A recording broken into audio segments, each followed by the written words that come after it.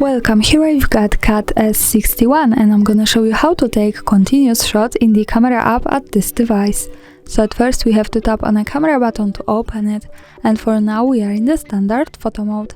From here let's go to the right corner. When we pick this button we get access to advanced camera settings, and here we have the continuous shot option, so let's pick it. Now we can decide to turn it off or turn it on, so let me turn this on to show you how it works.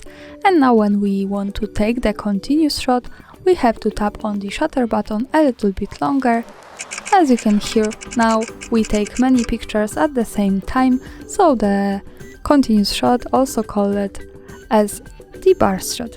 And that's all, thanks for watching, subscribe our channel and leave the thumbs up.